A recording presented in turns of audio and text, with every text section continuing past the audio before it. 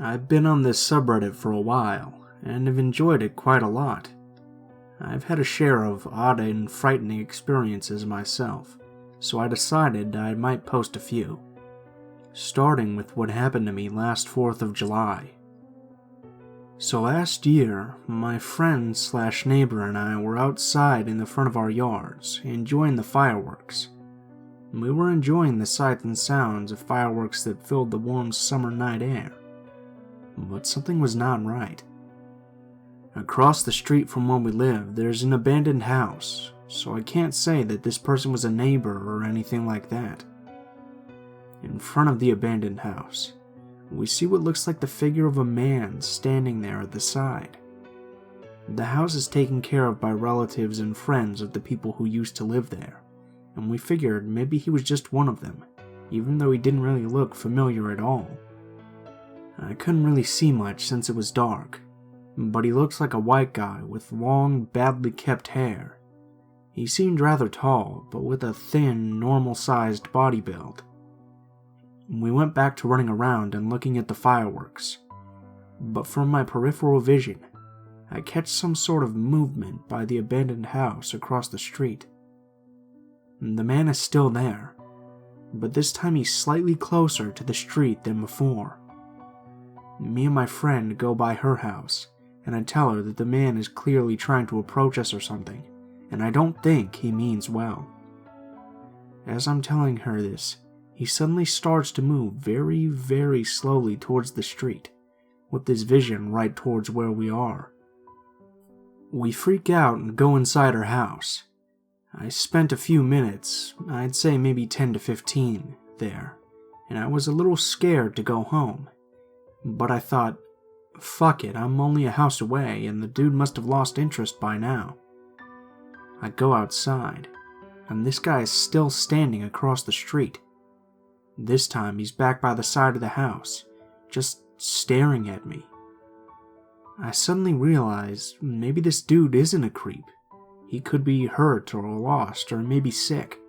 So I look over to him and yell out, "Hey, do you need any help? Are you okay?" He just stands there showing no sign of wanting to communicate at all. I stand there hoping a response will come, but nothing. At this point, I wanted to piss myself. I just felt very uneasy about him. A minute or two passes, but it felt like hours. I couldn't take it anymore. I highly doubt he wanted help, and I just wanted to go home and feel safe. I quickly run to my house. I'm on the porch hoping that my mom will open the door quickly. I start banging on it and look back to where the man is. He's going across the street, and he's walking towards the direction of my house. My mom finally opens the door and I run inside. I don't know why I didn't think of telling her. I suppose I just didn't want to freak her out or anything. My other friend calls me and I talk to her for a while, hoping to calm my nerves for a bit. A good 20 minutes had passed by, so out of curiosity, I look outside the window across the street. He's standing in the front yard of the abandoned house, staring at mine, just completely still, watching. I locked all my doors and let my dog inside. I got my phone and waited in my room, hoping nothing would happen. My dad got home soon, and I felt more at ease. By then, it had been an hour or so since I last saw him, and sure enough, when I looked out the window again, he was gone. I haven't seen him since. I don't really know if I overreacted, but as the old saying goes, it's better to be safe than sorry.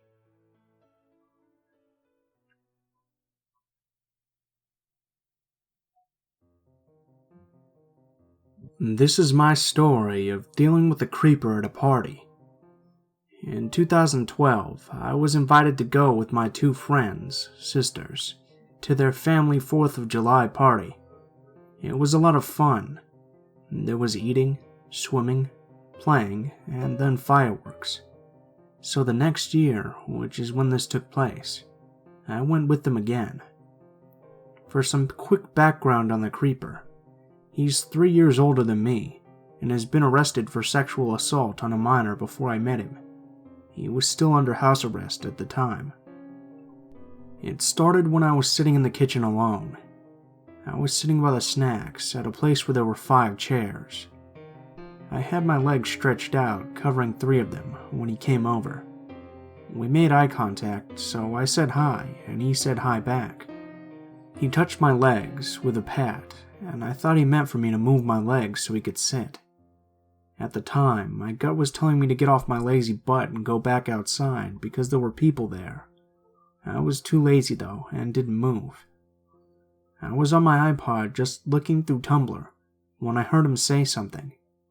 The only word that I caught from the whole thing was cute. I had asked him 3 more times to hear it fully, which had turned out to just be him saying I was cute. I didn't know what to do, so I smiled and said thank you.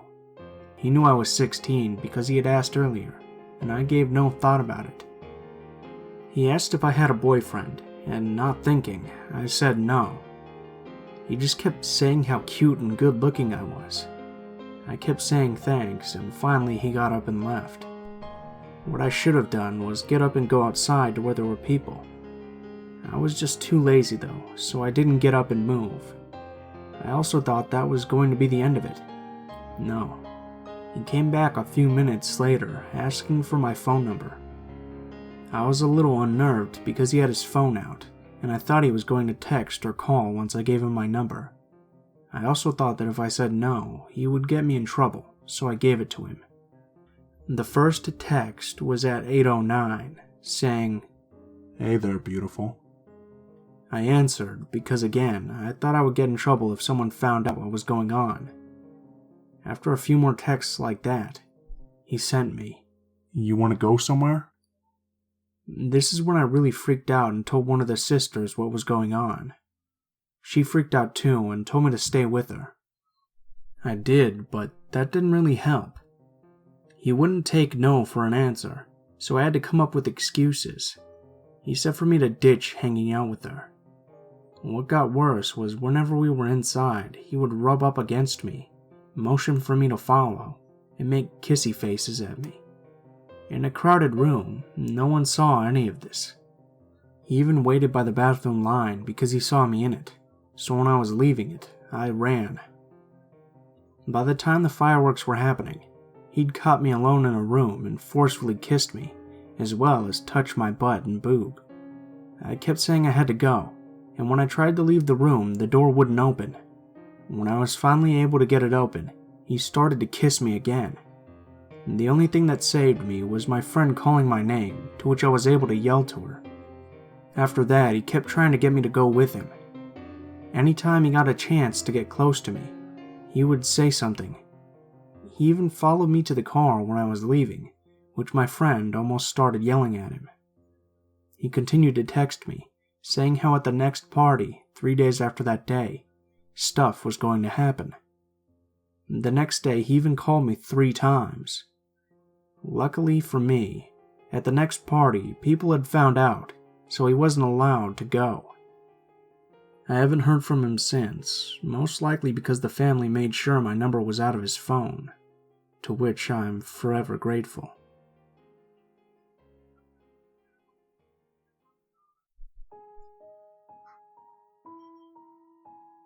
A couple years ago, during the summer after my junior year of high school, my friends went to the beach to see the 4th of July fireworks.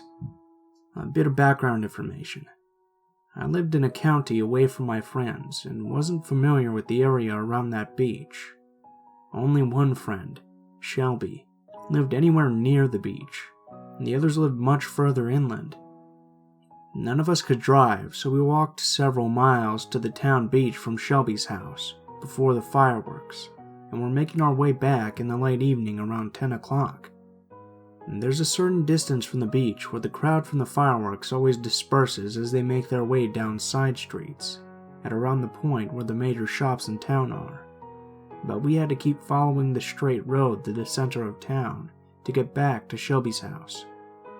And the streets are almost always empty at that point, with only a few stragglers and the occasional cop at a very busy intersection. There were 4 of us.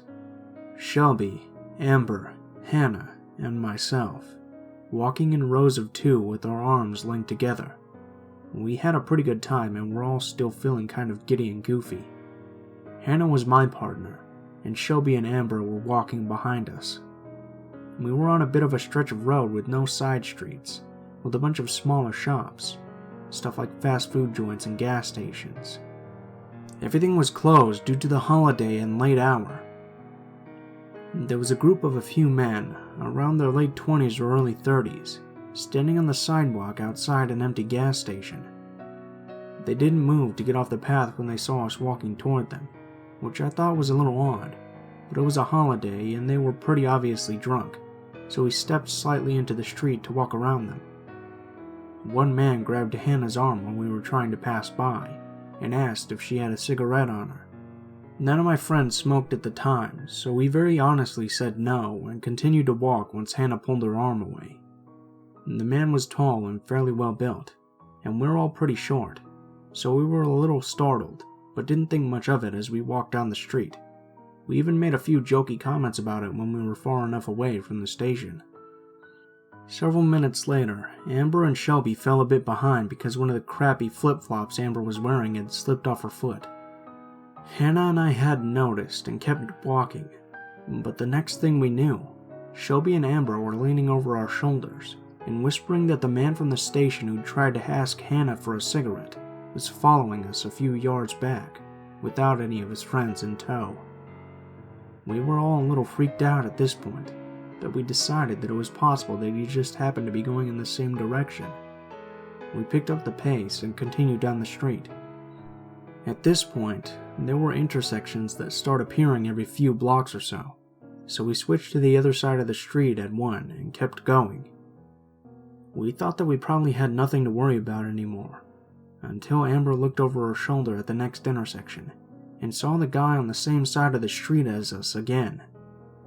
We switched once more and he switched with us, but the third time we switched, the man didn't. Instead, he just kept walking on the other side of the street. A bit after the intersection, a big commercial truck was parked on our side that blocked the view of most of the street in front of us. Something didn't seem right to me, so I made everyone hang back a few seconds, and we stopped a couple of yards away from the truck. Lo and behold, gas station guy crossed in front of the truck and headed down the side street next to it that was between 2 shops that were already closed for the evening. Shelby started swearing, and we turned around and ran back to the intersection and down the street that intersected the street we had been on. We were only an empty train parking lot away from Shelby's house then, so we kept running full tilt down the street and went through the lot as she explained that the side street he walked into wasn't a real street. It was just a dead-end alley between 2 restaurants. Nobody familiar with the area would walk down there on purpose, but it would be the perfect place to go if you wanted to get the jump on somebody walking by.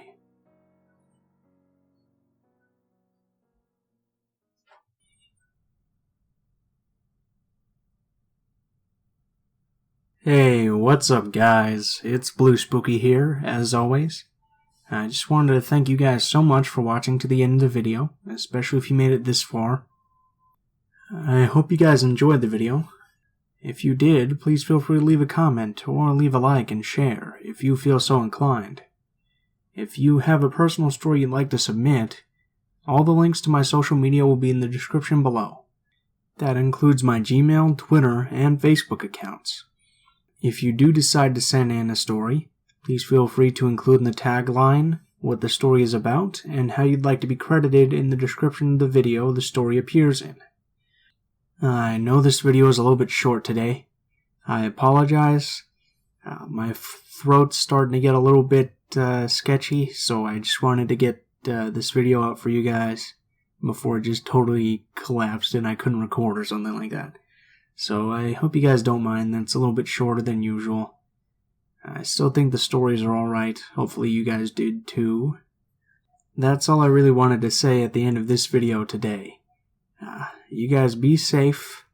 There are a lot of fireworks accidents that happen around this time of year, so just be responsible with how you handle your fireworks. because even stuff like sparklers can hurt you if you're not careful. So go watch some awesome fireworks shows, and I hope you guys have a great day. I'll see you guys in the next video.